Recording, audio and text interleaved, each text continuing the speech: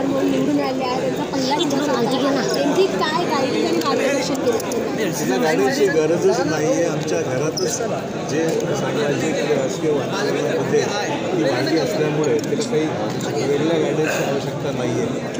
आज तिचा सभागृहातला पहिला दिवस होता आणि शपथ घेण्याकरता ती आली होती म्हणून ती मला म्हणाली माझी पहिली शपथ आयुष्यात आली आणि म्हणून मी घरात असताना आमची इच्छा होती तिला शपथ घेण्यात यावं म्हणून मी आलो. एक वडील म्हणून काय मला आनंद आहे. ज्या विधानसभेच्या जागेवर मी सातत्याने माझे वडील निवडून येत होते त्या जागेवर श्रीजी आज निवडून आलेली आहे. 50,000पेक्षा जास्त मताधिक्य निवडून आलेली आहे. तर निश्चित मला आनंद आहे. चव्हाण साहेब आज विरोधकांनी शपथ घेतलेली बहिष्कार स्वतःच्या शपथविधीवर स्वतःचाच बहिष्कार आहे. अजब गोष्ट आहे. कॅमेरा लोक समोर समोर असं अंदाज नव्हतं.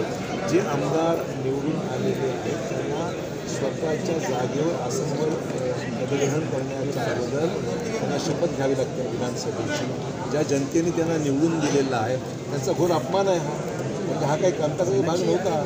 स्वतःची शपथ त्यांना घ्यायची होती. स्वतःच्या शपथविधीवर स्वतःचाच बहिष्कार ते अजब आहे.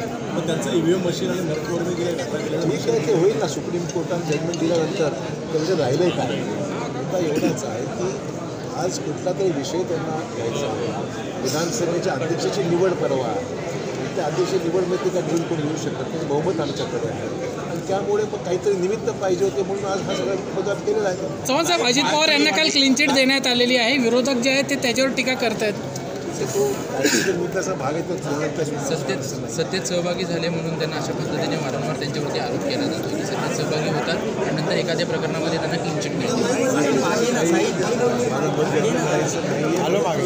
जे वास्तव आहे सर, जुन्या पक्षातील सहकारी भेटले का तुम्हाला?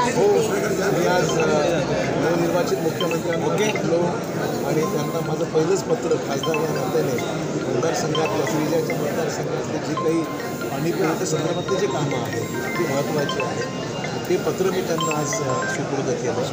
मतदारसंघातल्या कामाविषयी शुभेच्छाही दिल्या.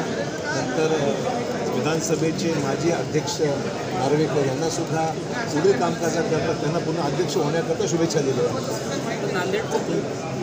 उदाहरण दिलं जातं काँग्रेस जिंकली पण आमदार काँग्रेस किती जिंकली? 1200 मतांनी जिंकली का जिंकणार समोर म्हणजे प्रत्येक माझ्या स्वतःच्या मतदारसंघामध्ये 39,000 मताची मताधिक्य दिलेलं आहे. त्यामुळे उमेदवारावर अवलंबून असते बऱ्याचशा. त्यावेळेस भाजपच्या बाजूने एकंदरीत जन्मत होतं हे नांदेडच्या लोकसभेच्या पोटी दाखवून दिलं. सर, बहुतेक आमदारांनी संस्कृतमध्ये शपथ घेतली, काही नियोजन होतं का? मला सांगायची गरज नाही. जे चाललं बरं चाललं त्यांचं असंच चालत राहावं त्यांचं. सर, भाजपच्या बहुतेक आमदारांनी संस्कृतमध्ये शपथ घेतली, काही नियोजन होतं, काही ठराव केला होता? प्रत्येकाचा व्यक्तिगत चॉईस आहे हा. म्हणजे शपथ कुठल्या भाषेमध्ये घ्यावी त्यामुळे काही लोकांना संस्कृत पसंत केलं. थँक्यू.